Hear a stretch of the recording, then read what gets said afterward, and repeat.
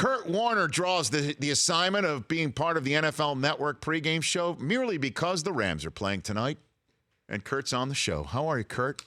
I'm good, buddy. How are you? Is that an accurate description, right? If the Rams were not fully accurate, but yeah, that's part of it.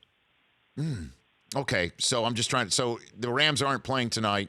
You're home right now. Come on, let's be honest, Kurt. Right? I'm doing a few other Thursday night games this year, not just the Rams. Okay, so that's why I'm saying it's Cardinals. Not fully accurate. Cardinals. You're doing the Cardinals, right? I'm doing the Cardinals. I'm doing a Cowboys game. Oh, okay. Ray. Are the Iowa Barnstormers on this Thursday night schedule?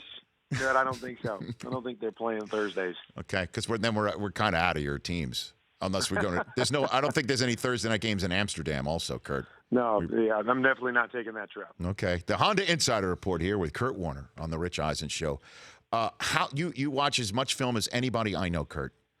How good is the Rams offense? What in the world is McVay doing that others might not be able to bottle in the NFL these days? Well, I mean, I think they're good for a lot of different reasons. I mean, the first and foremost, the more balanced you can be as a team, the better you're always going to be.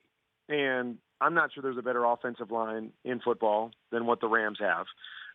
We all know about Todd Gurley and the beast that he is, and he's big and he's strong and he's fast and he can run outside and he can run downhill. And, he's a monster to tackle every time you have to tackle him.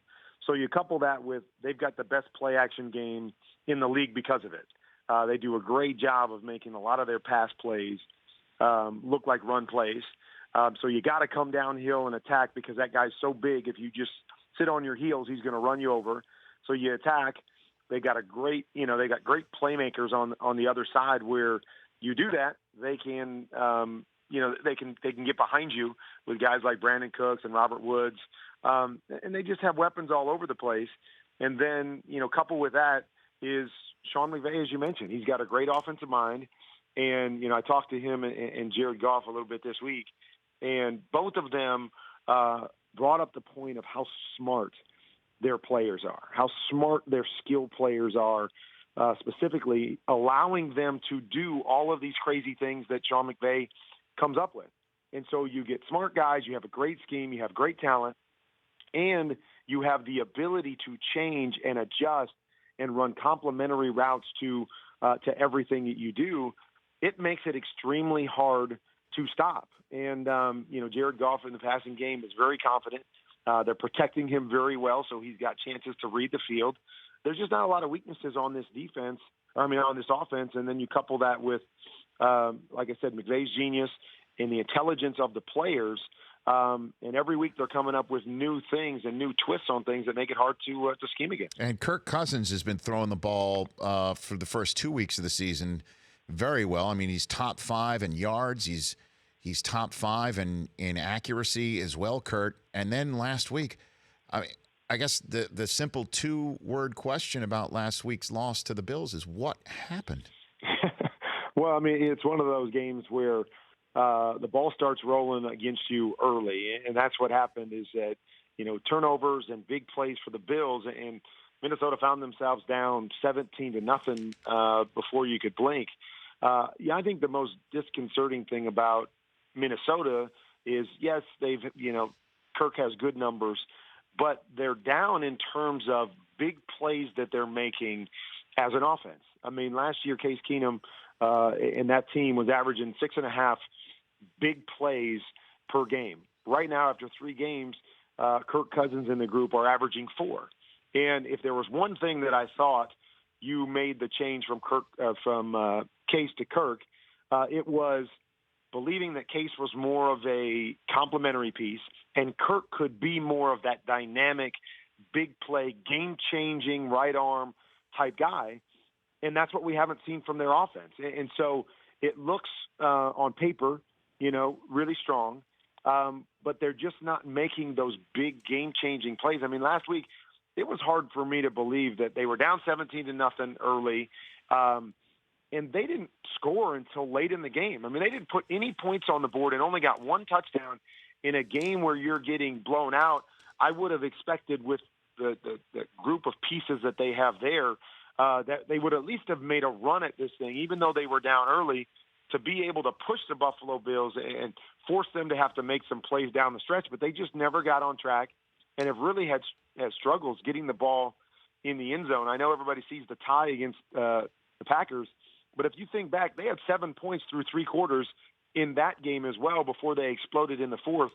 Something's a little bit off offensively, and they're struggling to put points on the board. Kurt Warner here on the Insider Report, the Honda Insider Report. Check out Kurt every single Sunday morning with me, Irv, and Mooch, 9 a.m. Eastern Time on NFL Game Day morning, and he's part of Vikings-Rams on the NFL Network. Pregame show tonight, postgame as well, and you could catch it on Fox along with the NFL Network tonight. So I don't know if you heard, I'm assuming you might have just come off a plane, but the NFL, Troy Vincent, the head of NFL football operations, said the competition committee met via conference call last night to talk about the roughing the passer penalties and the way they have been called, and saying that they reiterated their position on quarterback protection and that there will be no changes to the point of emphasis approved this spring to the rule that was in place in 1995. However, they did clarify techniques that constitute a foul, put out a video that Al Riveron narrated showing 4 plays of what's not permissible and 4 plays of what is permissible. And interestingly enough, of the 4 plays that are permissible, the Clay Matthews hit on Kirk Cousins 2 weeks ago was not one of them. What do you think, Kurt Warner? Well, again, it's such a fine line because I think so many of us that are former players or that cover the league and, think about long-term, we're all about safety. And nobody's ever going to argue that, don't try to continue to do things that make the game safer. We all want that, and specifically where the head is involved in taking the head out of the game. I just think it gets, increasingly harder to play defense in the league with a lot of the rules that we have.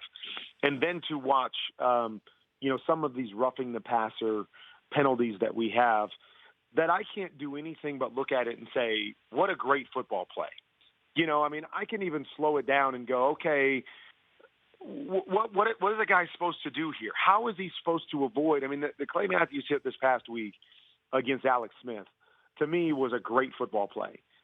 Did everything right, wrapped him up, head was out of the play, but he fell on him. And no question, he fell on him because he ran through the guy because that's the way it was set up on the play. And then to have a flag come out in that situation, it just makes you shake your head. And, I just don't know what is supposed to be done in those situations. And you don't want to take football out of football. You don't want to take a great football play out of the game. I understand anything excessive. I understand picking a guy up and driving him to the turf and those sorts of things being flagged because there's never any part in our game for, things that go outside the lines that are done maliciously. But good, hard football plays should be rewarded, not penalized. And I just feel, unless I'm seeing something a little bit off, and I'll have to watch that video, that a lot of these plays are just good football plays that couldn't be avoided if they tried.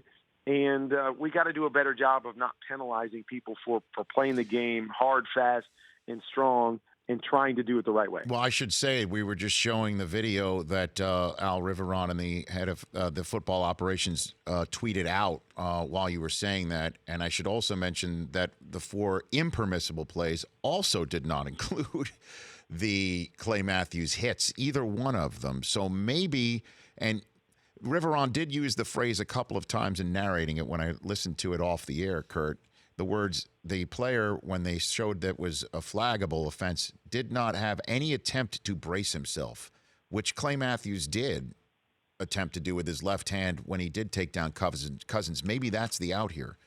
Maybe that's it. Yeah, I don't know. I haven't played defense in a long time. And, I know the game is fast, and it's amazing to me what players are able to think in the moment, what they are able to see in the course of a second or a half a second. I just feel like that's a very difficult thing to do as you're, trying to get past somebody and get to the quarterback and see where he's at and he's moving, and then you hit him, and then to think, okay, now take your hands off and try to brace yourself. I just feel like that's a lot to think about it, and not that our amazing players can't do it. I just think if that's the caveat, it's going to be very difficult for these defensive guys to be able to think about that every single time in the moment to avoid a penalty. Kurt Warner here in the Honda Insider Report. Ask him the poll question, Chris, especially since knowing Kurt as well as I do and working with Kurt as long as I have, he loves questions when you ask about an expectation level of a player and whether he will somebody succeed. He loves predicting. So please ask him the question, Chris. Hey, Kurt, how's it going, man? Good, man. How are you? Good to talk to you. Which of these rookie quarterbacks starting this week, Josh Allen, Sam Darnold, Baker Mayfield, Josh Rosen, which of these guys finishes the year with the most wins? Finishes the year with the most wins. Did you hear that sigh? Did you hear that sigh, exhale? Did you hear the big sigh right there? Yes, the big exhale, right? Because it's all about the quarterback, right? It's all about how these guys play. Yes, it's a quarterback-driven league. Come on, Kurt, you know that. Yeah, I am going to say, you know what? I'm going to say Baker Mayfield. I'm going to say that he finishes the season with the most wins as a starter. Well, I guess we can't count last week because he didn't get that win, right? Did not, no. That was that went to Tyrod. It did indeed. Yeah, I think they have a good team. I think they have good players around him. I loved what I saw when he came in last Thursday, playing confidently. Right there too, I think will be the Jets. I think they have some good pieces, and I like Sam Darnold. Not sure they have as many as Cleveland, so I'm going to say the Browns and Baker Mayfield. Okay. Good job, Kurt. Did you feel less of yourself than making that prediction, or a little bit? You lost a little bit of sight. Yeah, I do. But for you guys, I'll make that prediction. What do you think happens tonight? What's your best guess about this evening, sir? Kurt? Well, again, I think right now the Rams are playing as well as anybody. They're at home. You know how tough it is to travel on the road. I know they're missing the two corners, which should make it interesting. But I just think they're the better team. Are playing better right now, top to bottom, than anybody in the league, and of course Minnesota. So I think the Rams come out of this one with a win. All right, Kurt. I look forward to seeing you tonight. I'm coming by. I'll see you then. All right, buddy. See you then. Man. That's Kurt Warner. The Rich Eisen Show, weekdays at noon Eastern on Audience.